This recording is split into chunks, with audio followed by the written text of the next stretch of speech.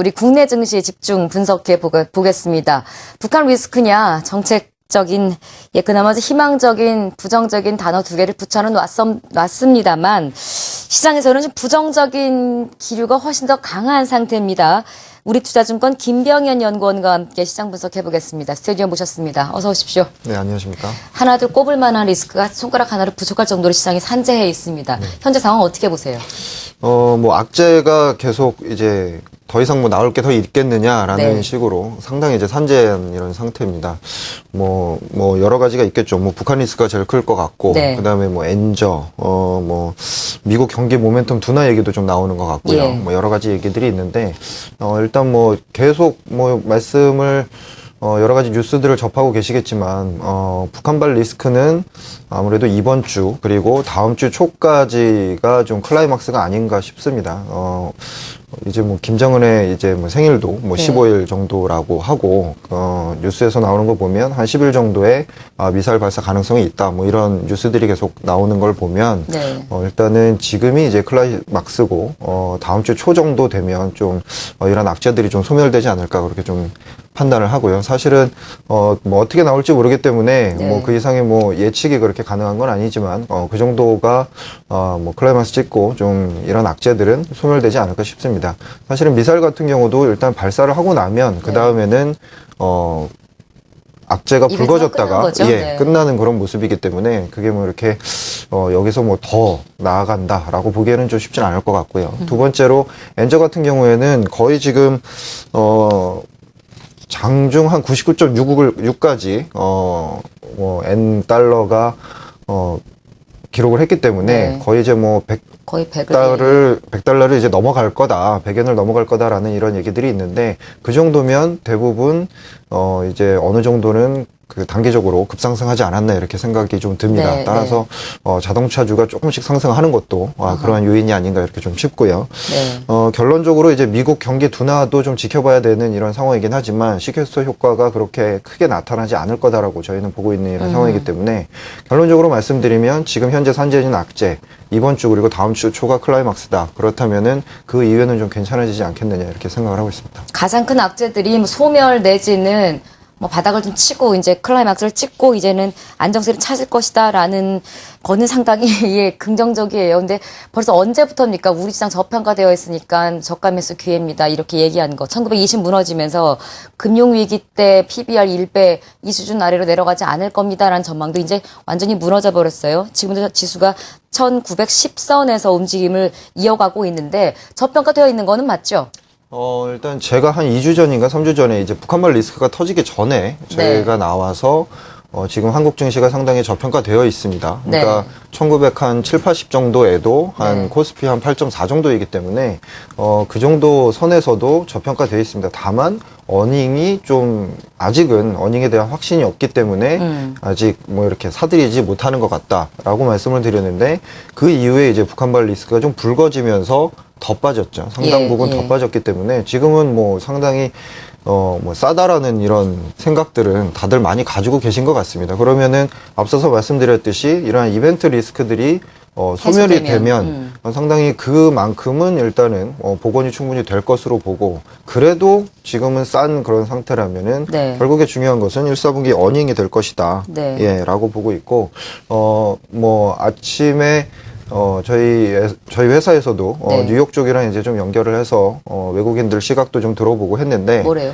1, 4분기, 그러니까 지금 현재 있는 북한발 리스크를 다소 좀 우려스럽게 생각은 한다. 근데 한쪽에서는 1, 4분기의 어닝에 대한 하향 조정이 어느 정도 마무리가 됐고, 한국이 2, 4분기는 다시 이제 어닝이 올라가는 이런 모멘텀 측면도 많은 부분도 생각을 하고 있다라는 점에서 지금으로 봐서는 뭐 약간은 이런 리스크들이 좀 지나가면 충분히 좀 싸다라는 느낌들은 많이 갖고 있다라는 그런 생각들을 좀 얘기를 들었습니다. 금융위기 때 일이 지금 벌어지고 있다라는 거니까요. 지금 뭐 금융위기도 아닌데 지금 PBR 1배로 내려왔다라는 건 저평가된 거 맞아요. 지금 뭐 거기에 대한 이야기보다 이제 앞으로 그 언제 들어올 거냐 이제 이 부분이에요. 말씀하신 대로 이벤트들이 안 좋은 악재들이 소멸되거나 클라이막스를 찍고 이제 안정세를 찾거나 이런 가운데 PBR이 1도 안 되는 이런 매력적인 시장에 외국인들은 왜 안 들어오고 있을까요? 어떤 것들이 개선돼야 돼요? 일단은 좀 한 가지 정도 말씀드릴 게 있는데 PBR 1배라는 게 뭐 네. 계산하는 방법에 따라서 좀 틀릴 수는 있습니다. 예. 그러니까 일각에서는 뭐 1920 정도가 PBR 1배다라고 말씀하시는 네. 분도 있고 저희가 계산하기에는 이제 MSCI 코리아 네.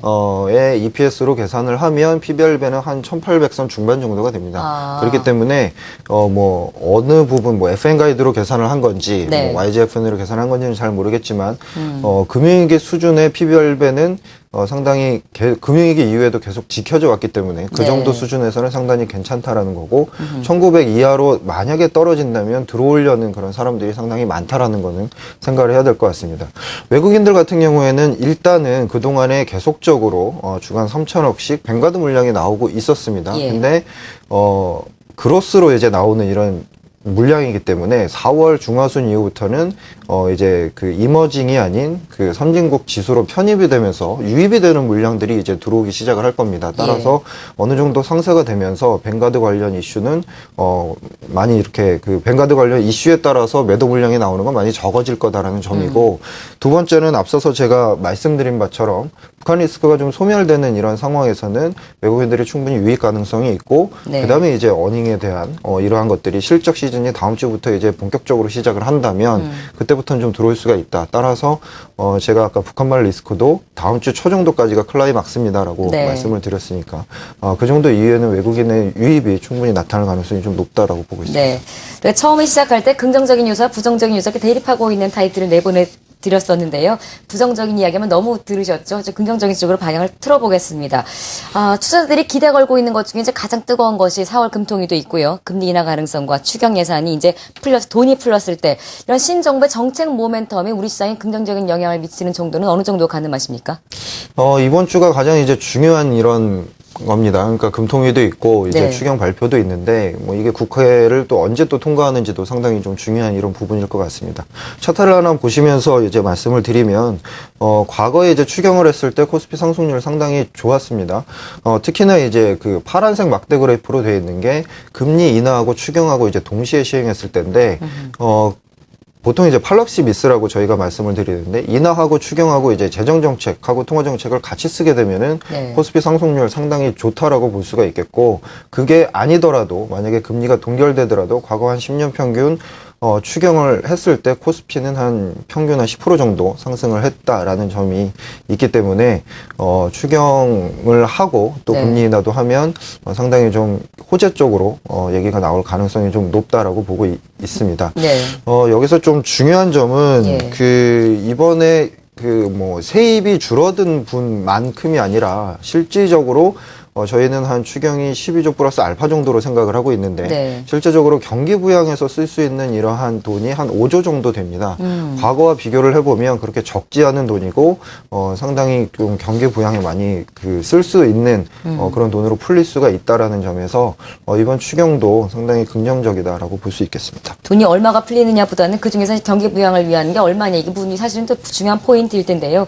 5조 원 정도 예상하시고 적지 않은 금액이다라는 겁니다. 실적 이야기 해볼까요? 우리나라 실적도 중요하지만 미국 실적 발표가 시작됐는데 출발이 괜찮았어요. 실적 시즌에 대한 모멘텀은 어느 정도 보십니까?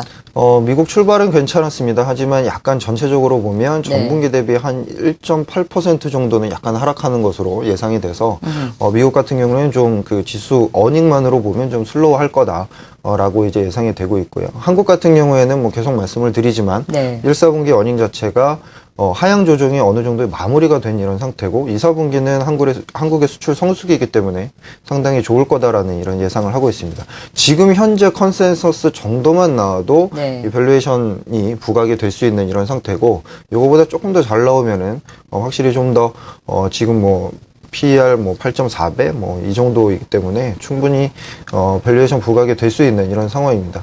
결국에 키는 사실은 어닝과 그 다음에 미국 쪽의 어떤 GDP 컨센서스나 미국 쪽 분기 데이터가 아닌가 이렇게 싶고 네. 지금 이벤트는 조금 있으면 이제 지나갈 거다라고 판단을 하고 있습니다. 그래도 1분기 GDP까지 보기는 봐야 되는 상황이군요. 시장이 이렇게 급등락을 하면서 종목들 간의 편차가 상당히 커요. 차별화 전략이 필요하다라는 건 누구나 공감을 하실 텐데 어떤 차별화 전략이 필요할까요? 지금과 같이 급격하게 지수가 떨어졌을 때는 가장 좋은 건 낙폭과대주입니다. 네. 근데 낙폭과대 중에 뭘 살 거냐가 가장 중요한데, 예. 보통 이제 내수주들 많이 들고 계시기 때문에 그 내수주 안에서 그러면은 다 같이 떨어졌는데 여기서 뭘 취하고 뭐를 버릴 거냐가 가장 중요할 것 같습니다. 그 상황에서는 사실은 신정부의 수혜가 좀 가능한 거 아니면 규제 리스크가 있는 거 이런 건 좀 나눠서 판단을 하셔야 될 것 같은데, 네. 뭐 음식료라든지 이런 쪽은 약간은 좀 신정부에서 계속 규제를 하는 이런 쪽이다라고 보시면 될 것 같고, 오히려 뭐 미디어라든지 제약바이오라든지 게임이라든지 이런 쪽은 계속적으로 신정부의 수혜가 가능한 이런 쪽이기 때문에 네. 지금 같이 낙폭과대주에서 그런 쪽을 좀 잡아가시는 것이 좋겠고, 특히나 뭐 게임이라든지 제약바이오 중에서도 네. 어닝이 계속적으로 나오는 이런 종목들이 있습니다. 그런 종목들을 좀 더 눈여겨보시는 게 좋을 것 같습니다. 네. 역시나 보기 좀 과대한 종목 중에 찾자. 그 가운데 정부 정책과 관련된 종목으로 압축을 하고 또 그 가운데서도 실적 괜찮은 종목으로 압축을 하자라는 전략으로 마무리가 되는 것 같습니다. 자꾸 저 압축을 하다 보면 종목이 조금 나올 것 같네요. 마켓 인사이드 함께 했고요. 우리투자증권 김병현 연구원 수고해 주셨습니다. 고맙습니다. 감사합니다.